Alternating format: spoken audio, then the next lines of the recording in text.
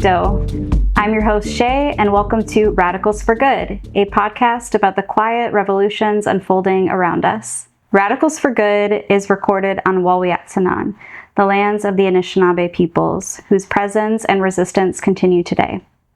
Detroit is built on Black labor, Indigenous survival, and community love and protection. We honor those who have made and make our city possible.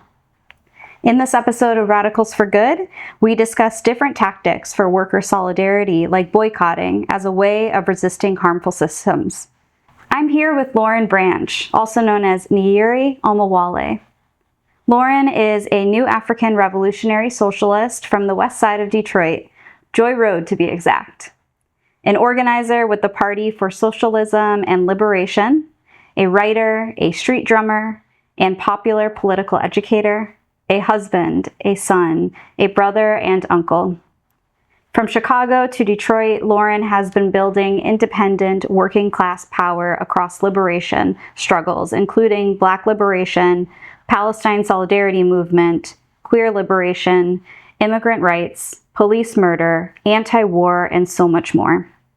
Rooted in Marxism, the Black radical tradition, and Pan-Africanism, Loren is a product of UAW Local 600 and the Republic of New Afrika.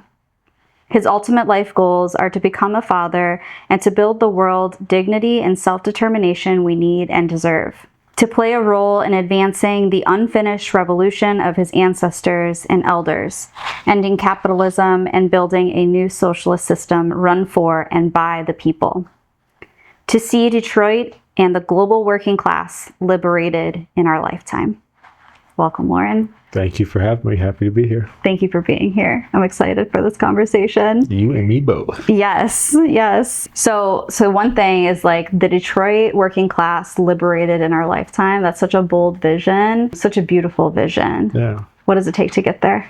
Yeah, I mean, it's going to take work. Yeah. That's one of the first words that popped into my mind is, and I say work because it's not just a thing that's going to drop out of the sky for us, right? If that was going to happen, it might have happened already, right? To that point, we are quite literally being oppressed by the wealthiest, most powerful empire in human history, right? Yeah. And by a capitalist system that has spread its tentacles all across the entire world, in addition to the harm and oppression that we face here at home. And so, I start with work because, even though we know that this system is unsustainable, we have bridges breaking and dropping, right? We have pipes bursting all across this city, right, alone.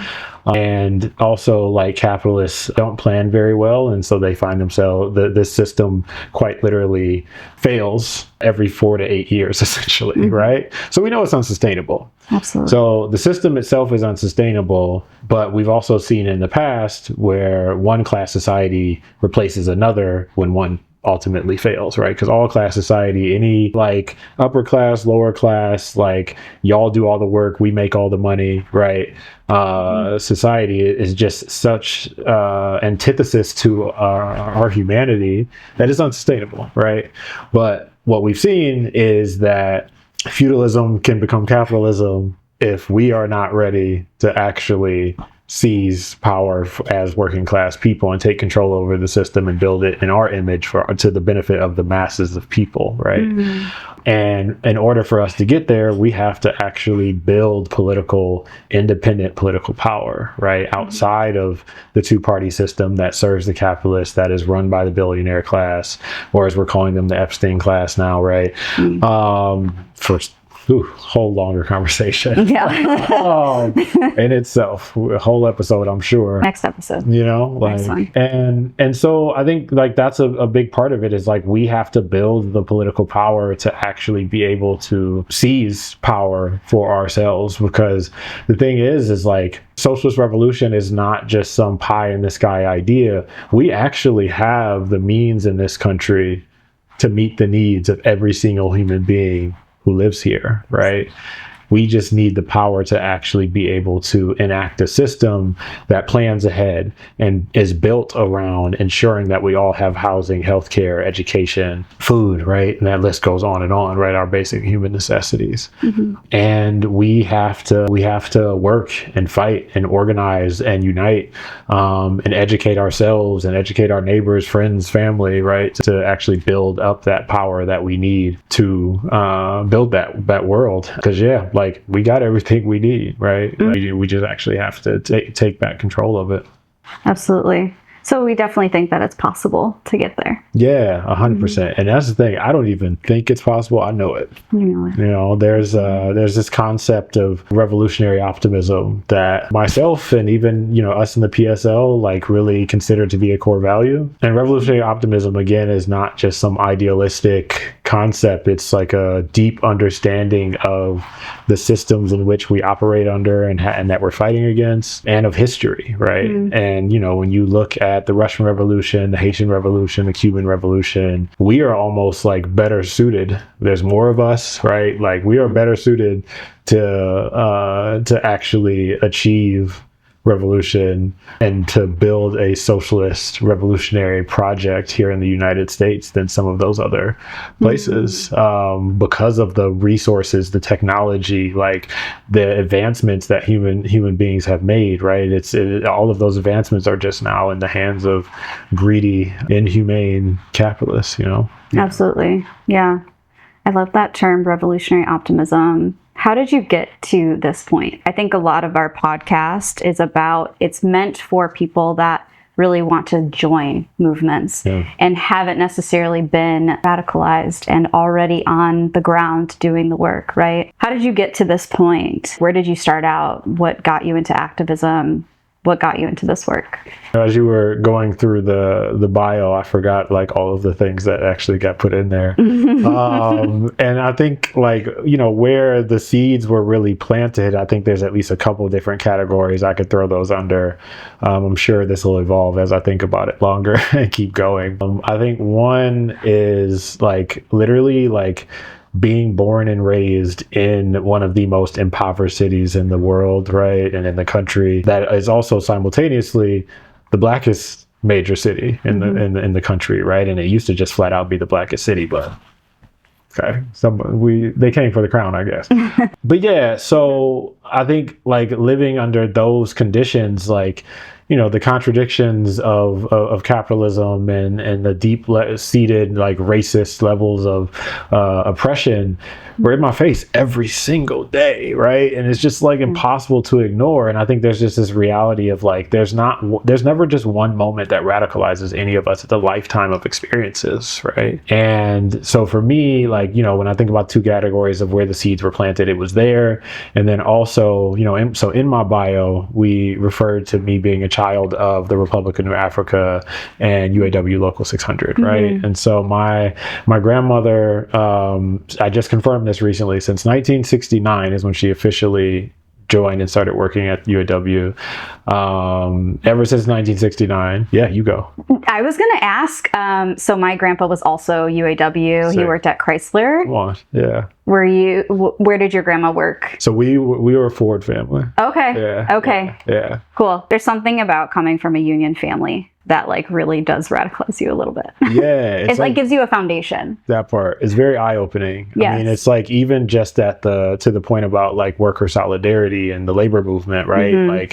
It's the most basic form of organization for a working class is in the labor movement, right? So yeah, being around that work and seeing some of that firsthand, and it's interesting because neither my grandmother, UAW Local 600, 1969, been in leadership roles that whole time. She's the first Black woman retiree president for UAW Local 600. Oh wow! And then badass. Yeah, facts. Badass. That's exactly how me and my mom describe her. Yeah. And my great grandma too. Love that. And then my grandfather is a veteran of the Republic of New Afrika, which was founded in Detroit, right? And he was here when that all went down, right? Was a part of that movement. There's photos with him like standing guard for Robert F. Williams and Queen Mother Moore, for example, right? And so anyways, like these are the people who I was around growing up, and like, you know, my grandmother would always take me to UAW events. My grandfather, as much as possible, I was also engaged with achievable Village, and I cannot remember the name of the center that they used to operate on the east side, but before achievable Village. But anyways, all that to say, like I've always been around the New African, Pan-African community here in Detroit to some extent, and absolutely was like deeply embedded in the UAW Local 600 family. Being around those movements and people who were politically engaged in struggle for their fellow human being, like really like planted the seeds that weren't watered until later, because, you know, you fast forward through life. I move out of Detroit. I go to a predominantly white high school, go to a predominantly white institution, lose myself and some of my identity because I left predominantly black Detroit, right? Malcolm X talks about how like the capitalists almost had him. He was almost a lawyer. He, you know, and then his hair was combed. He was wearing the zoot suits and all of that, right? Like he was almost almost fell for the trap, right? And I feel like in a lot of ways I almost did too. I mean, I literally have an MBA. For someone who's a socialist now. It's crazy. Hard not to when you are literally you're born and raised in a capitalist system. Yeah, exactly. Right. And so it's a very easy trap to fall into. And like, you know, the MBA example, I wanted to be an entrepreneur and business owner and be a business person, I guess. Right. And it's interesting because like studying the economy and what this country refers to as business, which you can really just categorize as oppression and exploitation, right? Actually made me more of an anti-capitalist. So that journey through like all of that high school, college, grad school, turned me into an anti-capitalist, started my first job, and I was telling my boss how I was just tired. I don't remember exactly what was going on, like, you know, but I was like, I'm tired. He's like, well, you know, sometimes you work to live and other times you live to work. And I was like, what? Like I'm supposed to just go on and live the next few decades of my life and then hope that I have enough good health left to enjoy my life then? Like I'm just supposed to feel like this for decades? And that's just not just my experience. That's the world that we live in, that everybody is supposed to live in, right? I was like, hell no. Like that's unacceptable to me. So then it moved from being like a baby anti-capitalist to diving deep into, okay, what is capitalism? Why is it that they think we're supposed to work 60 hours a week and be okay with that and for 50 years? And like what are the relationships here, et cetera? Like starting to actually understand the relationships between the billionaires, the ruling class, and us as the working class, right? And then I was like, all right, okay, I understand how fucked up this is and that this is not okay. Where do I go now, right? And so I was like, well, my ancestors and elders were fighting for something. What was it that they were fighting for? What is the alternative, right? Like what were their actual politics? And so, that led me to reading Assata, reading the autobiography of Malcolm X, and like actually studying the work of my revolutionary ancestors and elders, who I was still calling historical figures at the time, but studying their work to better understand like what their actual visions were for a better world and why they were fighting so hard for them. When it became clear, a few things became clear across the board, because I mean I could keep going with Black Panthers and Chairman Fred Hampton Sr., Kwame Ture, like these are all names that were like huge. All your liberatory ancestors. And so like studying their work, a few things became clear. The alternative to capitalism is socialism. That socialism exists elsewhere in the world too, right? Is another subcategory under that. That we have to be organized, and we have to organize and fight every single day to actually eliminate the capitalist system, right? Not just to reform it, because we are living in the more gentle, reformed version of it right now. And look where we are in 2026. So like with that level of clarity, I was like, all right, well, like being organized, they also were like, you have to be a part of an organization. So I was on the hunt looking at organizations. One of the things that I did early in that journey was I was on the founding team for a Black youth center in Fort Collins, Colorado, where I was living at the time. Wow. And I also joined Black Men Build, shout out to BMB. Peace to the nines. Yeah. And like that's when I really started to get into moving from like individual study to collective study, because Black Men Build does a lot of that. And especially like we're talking COVID times, so like we were doing a lot of virtual studies, and started trying to actually build a chapter, what they call a hub of Black Men Build in Chicago.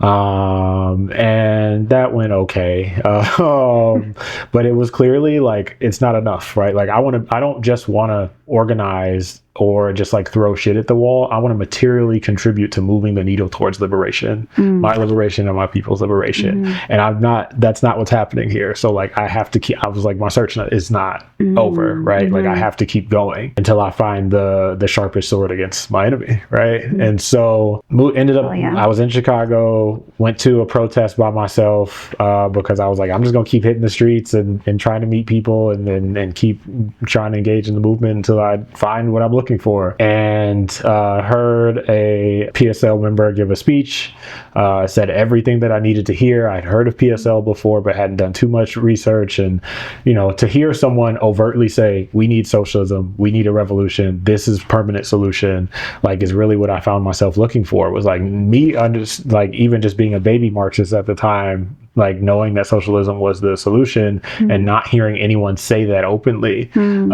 unapologetically is really what I went looking for, in addition to that high level of effectiveness. And so I joined, I started going to PSL events, I officially joined, and now it's been 2.5 years later, and it's been the most transformative experience of my lifetime and probably the best decision I've ever made. Word. Yeah. Thank you for that. That's like an incredible journey.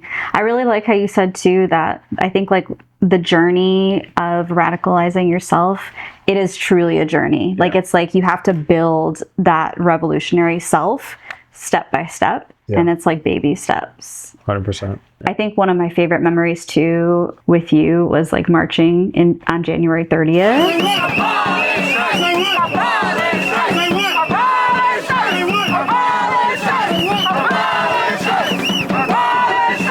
So like the energy was so different, especially with Dr. Sadie as well at Abisa. Shout out to Dr. Sadie. Hopefully we can get her on the podcast too. But okay, ASAP. But something that you taught me and said at one of our collective meetings was, we need a knowledge base for organizers.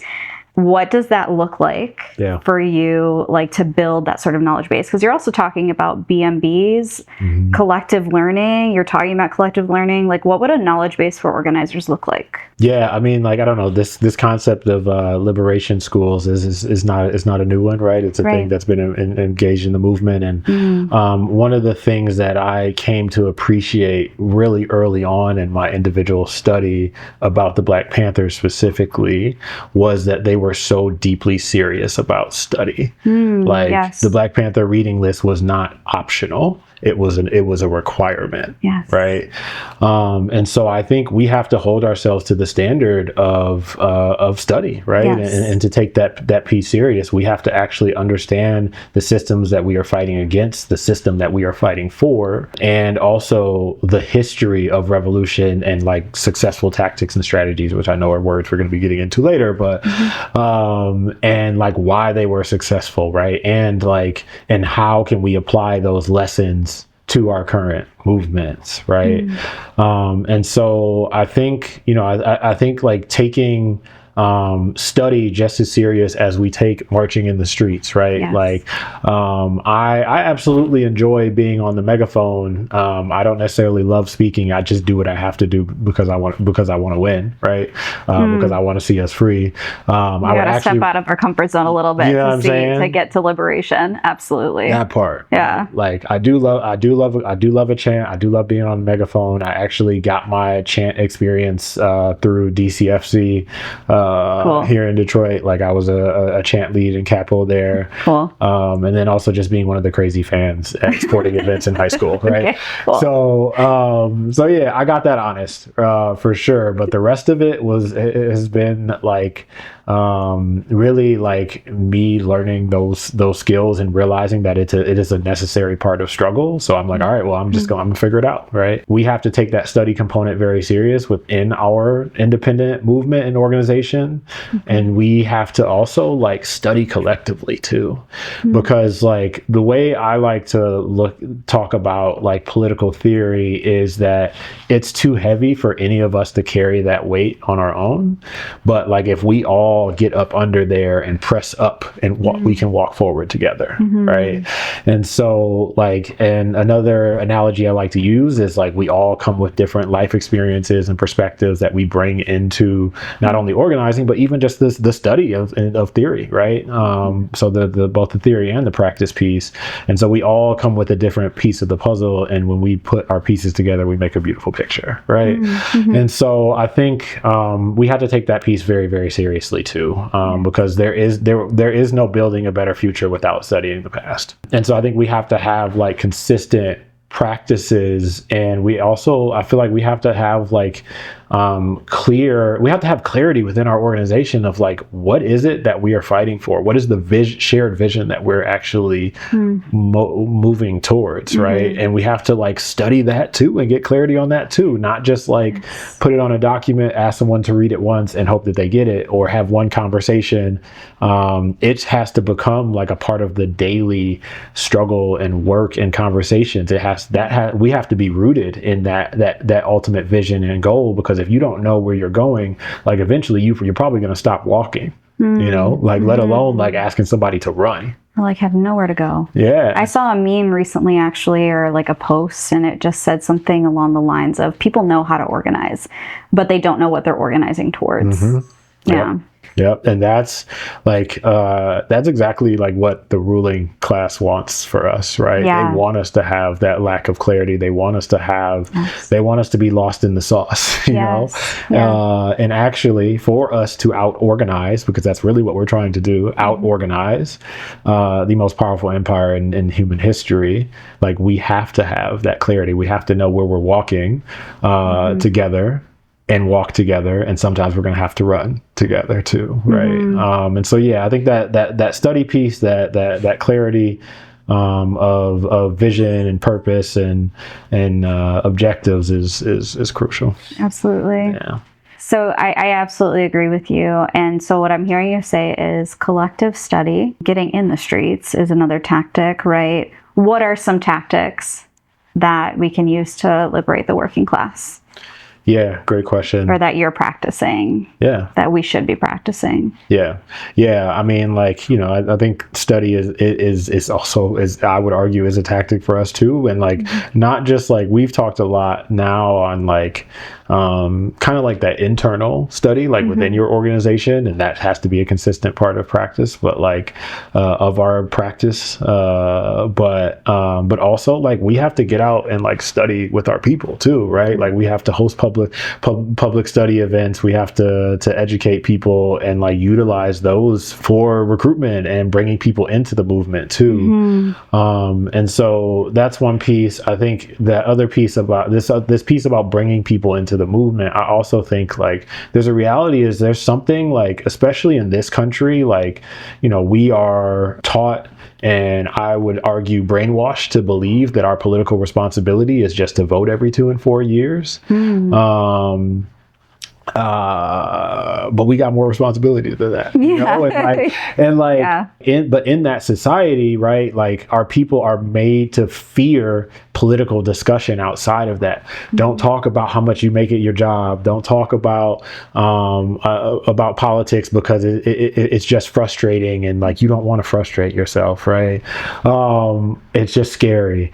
But like yourself, or like alienate yourself. You don't want to do that. Yeah, listen, and Marx wrote in depth about alienation, right? Alienation from ourselves, alienation from our neighbors, alienation from our political engagement, even, right? Like to the point of the conversation we're having right now. And so like United States, ruling class has done a phenomenal job of alienating us from our own political engagement, right? And so it can be really scary for people to come to a political, an overtly like political study event, right? Or political community discussion event, right? It can be really scary. And so I think there's also this reality of like, to our point about revolutionary optimism and this other concept called mystica, which I could get into, but like we also like, we got to make the revolution sexy too, you know, like it's got to be fun too. Yeah. So like we also can bring people into organization through cultural events, right? Yes. Through film screenings, through block parties. And so I think those are also like tactics that we have to pursue because we have to find ways to relate to our people. Lenin has a quote that says, and I think you and I were actually just talking about this quote. Lenin has a quote that says something along the lines of real politics start where there are millions, not thousands, yes. essentially, right? Yeah. And so like in the millions, everybody loves good music, everybody loves good food, everybody loves TV and film, right? Like, like these are ways that we can relate to people and music, etc., right? And so I think those are other tactics. And then, you know, I think we talked a little bit today about getting into the streets and the importance of that. Like that is where we can show our force, right? Like, and so we absolutely have to do that. Like the people of Minnesota, like, and so this is another tactic that like was coupled with going into the streets, called for and achieved, like actually executed the first general strike in 80 years in this country, shut down a major city, and like 25% of the people in the state of Minnesota participated in the general strike. Hell yeah. I might be a little over, it might be 23, but that's still damn near a quarter of you just round it. State, you know, exactly. Cool. Yeah. Listen, the capitalists lie in round numbers all the time. Exactly, okay? Exactly. So statistically, it's still sound. Yeah. I agree. And so like, you know, that general strike tactic is another one where like we are no longer just like on the defensive, like that's an offensive tactic. Absolutely. On our end, right? Yes. Like that tactic is what got Liam Ramos, like the 5-year-old who was abducted by ICE, returned back to Minnesota. Yes. That tactic is what changed the narrative of the Trump administration, where they're like, oh, we're no longer going to deploy National Guard on protesters. That tactic of us showing force and going on the offensive in that way is what ended the ICE blitz in the state of Minnesota, right? Like there's still ICE agents there, of course, but not nearly as many. Which means that like we have prevented potentially up to like hundreds of kidnappings and deportations, right? Because of that mass movement. And so, yeah, like another one of those tactics is absolutely a general strike. It's what we need right now. Actually, on a national level, we need to do what they did in Minnesota and every city in this country. And if we have to start with just every major city, we'll take that too. And I think, you know, one of the other tactics that, you know, that kicked off our conversation that led to us sitting on this couch together today is the tactic of boycotts too, right? Which like high key, like can be directly connected to the topic of the tactic of a general strike too. Direct relation. And I want to talk about that a little bit, about boycotting, about general strike. And I'm glad that you're headed that way, because I think it's also one of the best ways to lean into movements is by boycotting. Like knowing where your dollar goes is it's hugely impactful, like you're talking about. For someone that might be new to boycotting and like wanting to boycott, what is it? Tell us what it is. Like, what is a boycott? What is a general strike? And then how does it actually work? So I'll start with like what is a boycott and try to stay on boycott before we go to general strike. But a boycott is essentially like withholding our spending and our engagement with specific entities, right? I say entities because sometimes it's a corporation, like and other times like the Civil Rights Revolution, it's boycotting public transit, right, in order to desegregate buses, which wasn't actually their original goal. That's not what they started off. That's not what they set out to do. They actually set out to just defend Rosa Parks, basically. But then the movement grew and they started to recognize their power, that like they deepened their objectives, and they realized, because they realized that they could win more. We always, like as a working class, and I think this directly connects to boycotts too, and then I swear I'm gonna get back to it. The working class in the United States, we raise such modest demands. Like, like we're talking like we could ask for so much more. You know what I mean? Like, and eventually we will, because we're going to win it.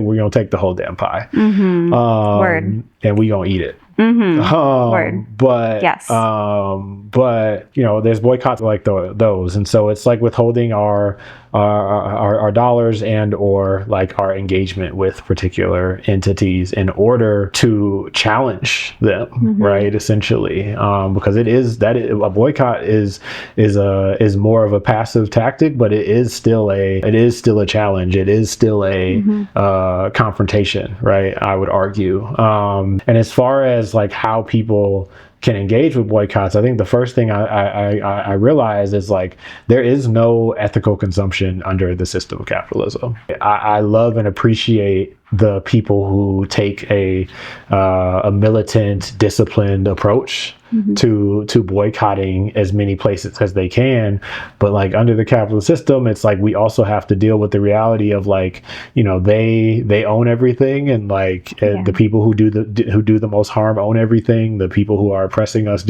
own everything, and like we also have to like function too, right? And so like, you know, Marx and Lenin actually told us to utilize the tools at our disposal to defeat the system, not necessarily just to fully ignore them, right?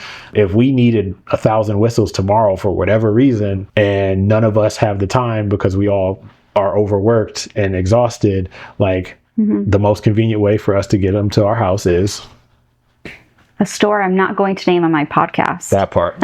So like, cool. I'm glad I gave that to you. And I like that. And so like, you know, I think there's this reality that like we have to accept that part of it is that like it's difficult, right? Or it's like hard. Hard, difficult, or like for some people potentially even like impossible, you know, like to give up all of the things. But all of that to say, I think like the ways in which people can contribute to boycotts, number one is like when it's becoming like a movement and like masses of people are engaging in it, is to do everything within our power to do so, right? Like, you know, like it's still worth it to try, even though there's no ethical consumption under capitalism. It's still worth it to at least try. Yeah. Absolutely. I completely agree. Because it does create pressure, right? It does create pressure, and we can get demands met through this. And like, we can shift the narrative. We can get our demands met. I completely agree. And I think the other piece about like boycott as a tactic too, is that like any tactic that we pursue is only going to be as impactful as the masses of people engage with it or not. So I think not only do we have to engage with the boycotts ourselves, like I haven't been to McDonald's since October 7th. I haven't been to Target, but like if my mom is still going to Target and McDonald's, you know what I mean? Like then, so like all of that to say, like, I think we have to then also like raise awareness about it. Like we have to couple the passive tactic with the assertive tactic of actually organizing and educating our people around it too, and not just engage with it ourselves. Because like, again, like if 75% of Target shoppers stopped going to Target, huge. Absolutely. Right? You know, absolutely. And that's just like, you know, like, I mean, there was basically nobody on those buses in Montgomery, right? Like, and they did that for like 290 days, right? Like it was a long boycott. Yeah. But that's the thing, like new organizations were birthed out of that boycott, right? They created systems of support to sustain the boycott and to also ensure that people were still getting where they needed to go, right? And so I think there's like those deeper layers and additional layers of organizing that has to come with the passive tactic. Like we also have to be assertive, and you know, kind of go more on the offense and all that too. So like there was political pressure being applied, right? Like they were calling these representatives of the state and of the city, right, into meetings with demands, and they were also picketing, they were also marching, you know what I mean? Like there was all of these additional tactics out that were not just the passive boycott. And then like, you know, I'm like, they were spreading the word about the boycott to get everybody on board with it, right? And so like, I think that's another way in which we have to absolutely like consider ourselves contributing to the boycott is by doing that additional organizing and spreading the word and like ensuring that the movement grows, right? Yeah. Because a boycott has to be a movement for it to actually be effective. Yeah, and there's so many people too that don't necessarily know that something is connected to something awful, right? Yeah. An example of that for me was like Goodreads. A lot of people don't know that Goodreads is owned by Amazon. And so like the more people that you tell, okay, it's time to switch to StoryGraph, right? Yeah. And the difference I think is like when you tell someone that, okay, Goodreads is owned by Amazon, it's time to do better. Yeah. It's like it's not meant to be like a criticism, but it's meant to be like a challenge. Like, okay, now you know Goodreads is owned by Amazon. It's time to switch over to something like StoryGraph, which is Black women owned, right? It's actually like making that shift. I think that scares people a little bit. Yeah. But it's so important that we share that. If we know, we got to share it. Yeah. So like that's the thing, like you can only get people to the alternative if they know it's there. If they know it's there. Right. Yeah. But like if you're just holding that information or you're just telling like the person that's sitting next to you that information, but we're not sharing it out as broadly and widely as possible, then it's going to be difficult to get people off Goodreads, right? Like, absolutely. Like we got to do the outreach and the relationship building and like the growing of the movement piece too. There is no success of any tactic without that piece. Tell us a little bit about general strike too. What is that? What's the difference between a boycott and a general strike? Whereas a boycott is withholding our dollars, essentially, like a general strike is withholding our labor, right? Which is seeing as the capitalists, their actual capital, right, is like stems from our labor. This is one of the most powerful tools in our tool belt as working class people in the class war is a strike, is the general strike. And what makes a general strike is that it's not just like a strike within the auto industry or just within one plant. It's a general strike is more broad than that, right? So it's not just the no school, no shopping, but it's, you know, workers not going to work at Amazon, not going to work at the Chrysler factory. It's educators essentially getting the schools closed in Minneapolis. If not, I think there might have been other districts, but definitely Minneapolis school district closed, right? Wow. Like for the general strike. Yeah. And it's also faith leaders like getting on board. It's labor unions getting on board. It's nonprofits getting on board, right? So it's across different industries, and it also what makes a general strike is the mass character of it, the fact that 23% of people in the state of Minnesota contributed or were a part of it, right?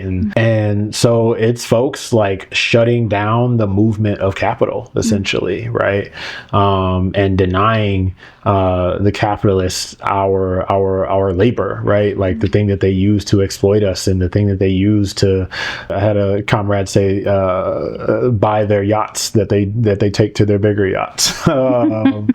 It's essentially denying them the resource that they exploit from us every single day. Yeah, and I mean it's literally shutting. It's an economic shutdown, right? Is another way that I would put it. Is like if we just like stop, nothing moves in this country, right? They don't have their power. They don't have their money isn't moving, right? Like because of the way the capitalist system is set up, right? Like you know, if we shut it down, you know, we shut down the economy. Like we've effectively shut down the entire country, right? Yes.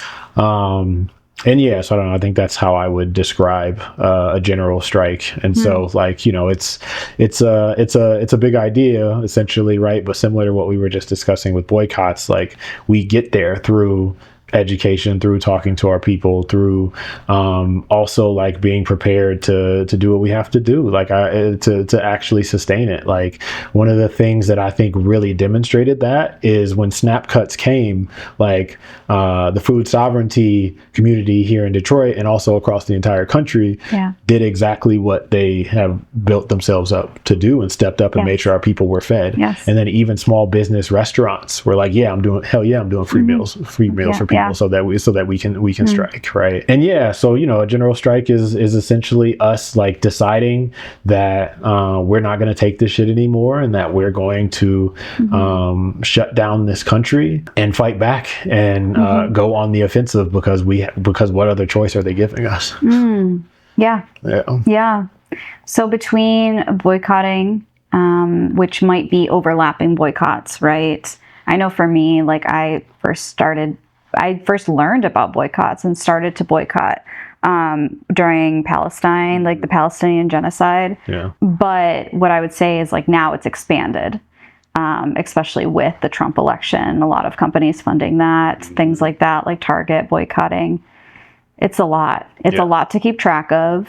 And then we also have, general strikes, we have protests, things like that. How does someone get started, and how do you keep track of all of it too? How do you navigate it all? I mean, as far as getting started, like I really encourage people, like you see something like that is political, that is of interest to you, like go check it out and like take friends with you so you don't go alone. And or if you have to go alone because everybody else has to work, because we all have to work all the damn time in this country, like I encourage folks to talk to other people while they're there too. Introduce yourself to someone new, right? Like I think that piece is that kind of like that relational piece is something we don't talk about enough in the movement, and that requirement, right, is because again, like the only way we're ever going to see collective liberation is with the collective piece, right? Like there's we don't call each other comrades for no reason, there's that friendliness piece to it. Exactly. It's that welcoming piece to it. Everybody else is there for like a similar reason in some way, shape, or form. Like yes, this person standing next to me may be liberal and I'm a revolutionary socialist, and they may not be there yet, but like we're still there because there is some injustice that we are opposed to, right? That we reject and have decided that we're going to do something about it to put an end to it.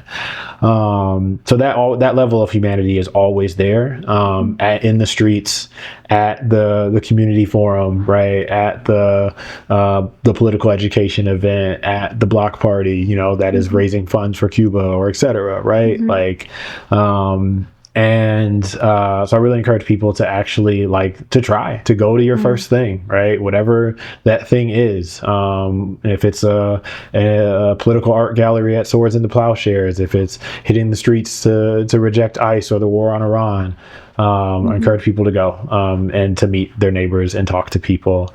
I encourage people to like step outside of their comfort zone and be brave in that way. So there's that piece.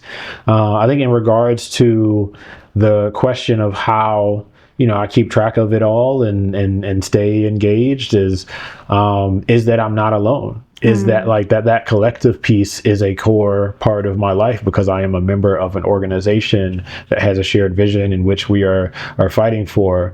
And so I don't have to like try and remember it on my own. I have opposed the alienation that capitalism forces upon us, and reclaimed some of my humanity by not just becoming an organizer and being active in the movement and being an individual activist in the movement, but by being a part of a collective, right?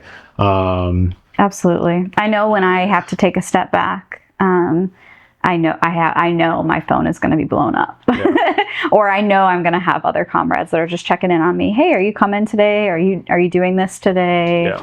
Do you need anything? Like, and vice versa.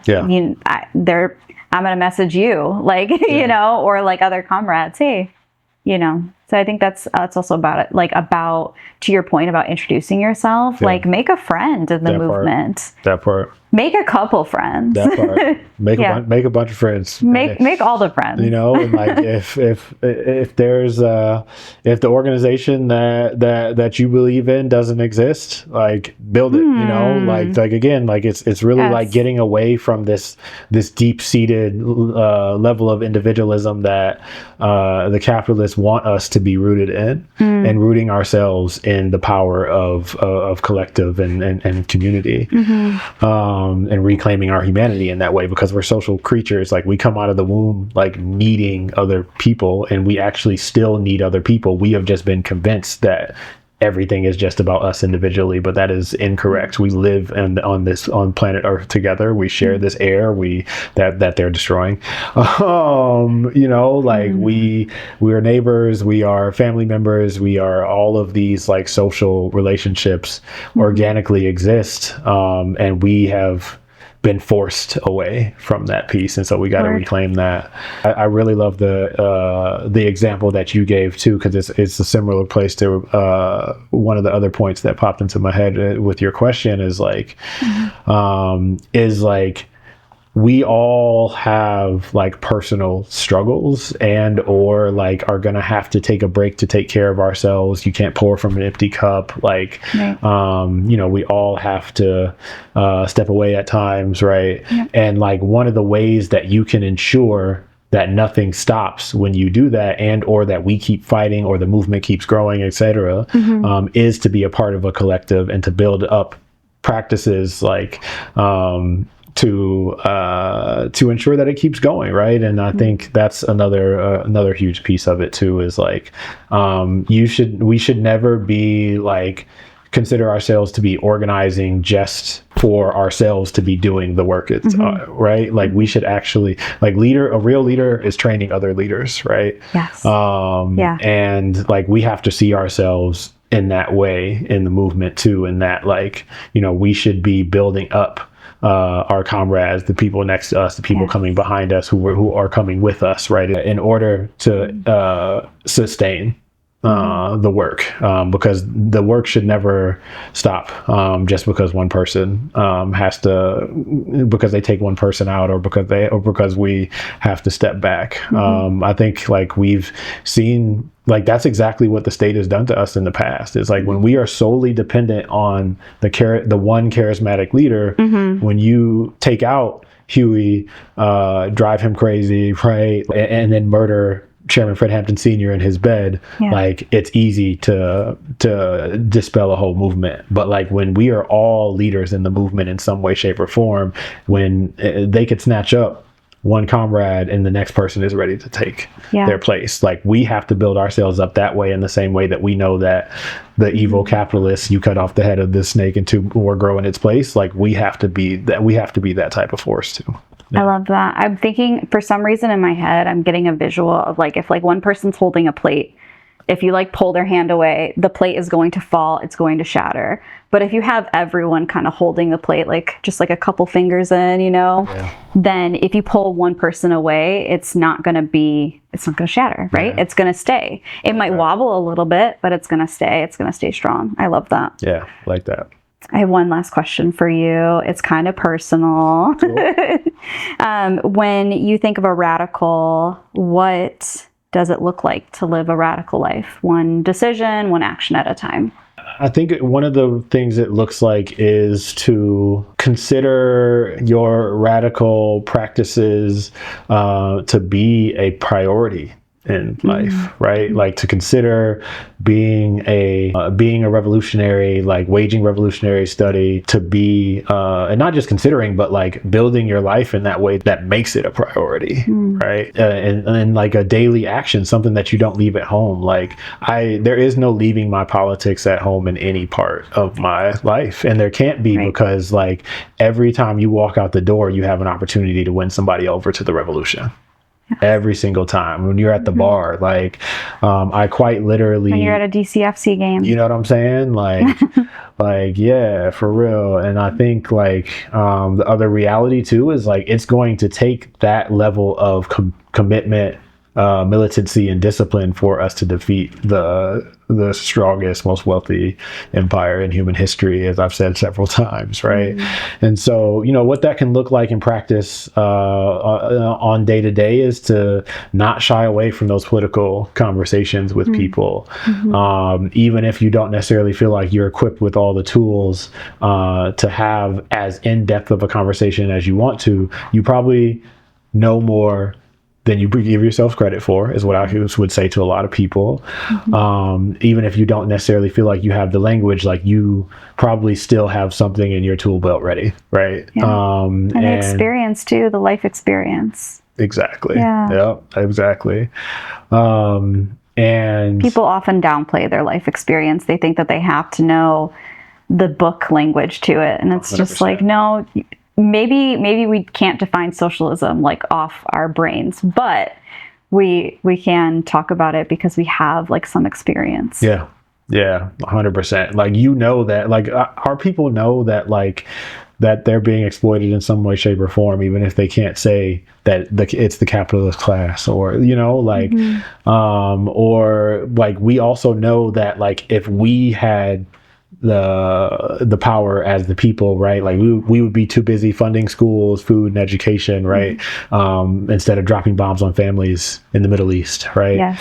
Instead of blockading life-saving medicines and fuel from reaching Cuba, right? Like, and we could go on and on. Like, we would not have we have, like, what is it? I think it's like nearly 30 homes per homeless person in this country. Like, those people would be inside, right? Like, if we had that power. And so whether you understand that socialism is the pathway to us actually having that power, that is the social, political, economic system that gives us that power to be able to build that world or not. I also think that it's like, considering yourself. I have this t-shirt from Baba Kwazi on the East Sider, New African here in Detroit. Makes a lot of really dope shit. And one of his shirts comes from is a line from the New African Creed. And it says, I believe community to be more important than the individual. It's also like embracing and embodying that on a day-to-day basis, in that, like, I no longer consider my life to be just my own. I consider my life to belong to the people, and to our struggle for liberation, and practicing that. So, like, I would rather be playing video games and helping my niece with her homework. The video games is with her, and also by myself with my homies.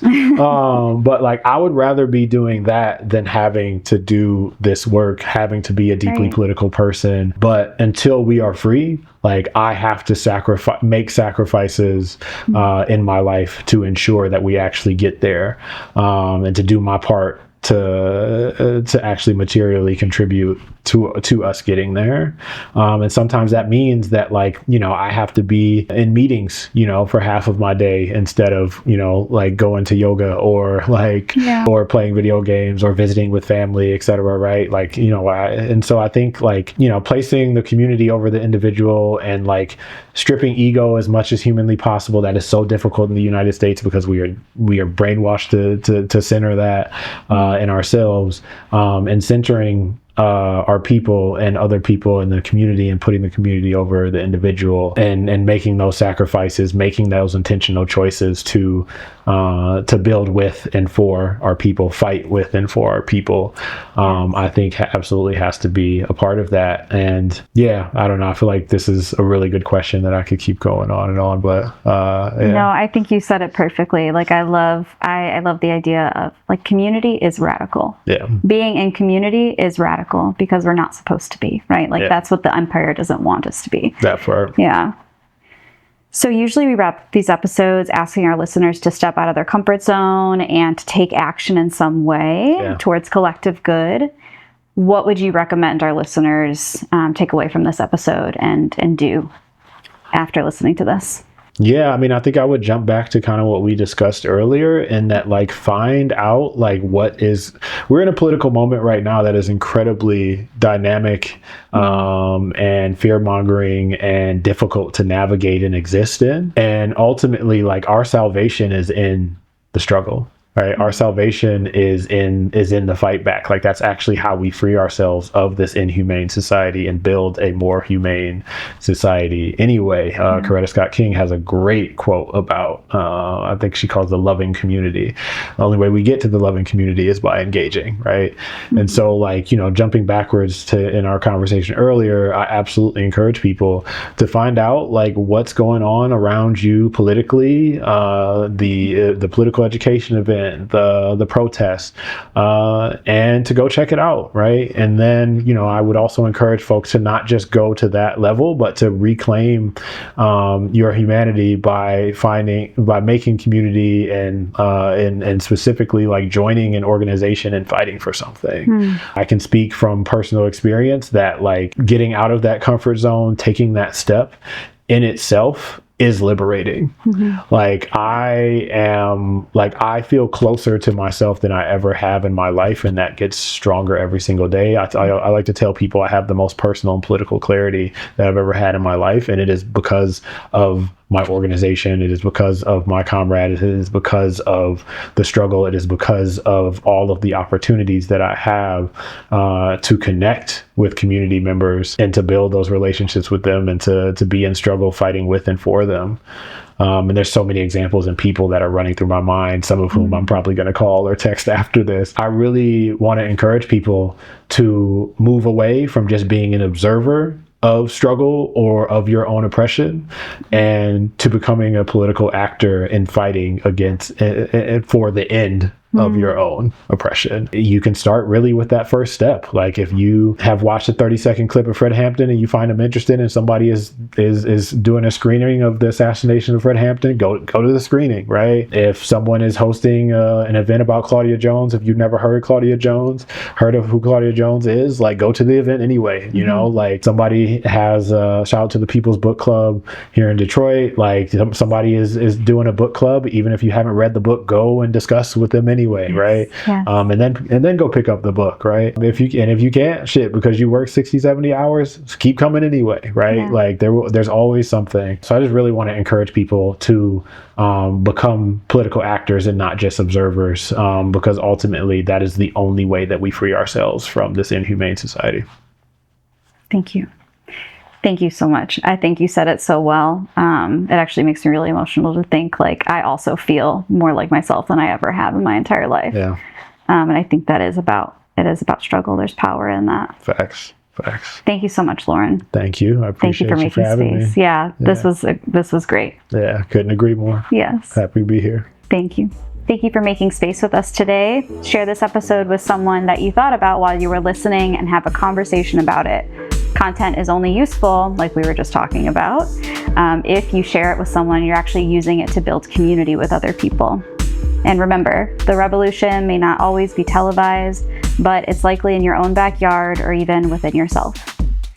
Sending my deepest gratitude to Loren, our guest today, Indy and Alex, our creative team, Daniel, our music producer, Janae and Jordan, my thought partners, and all my other collaborators. Peace and blessings.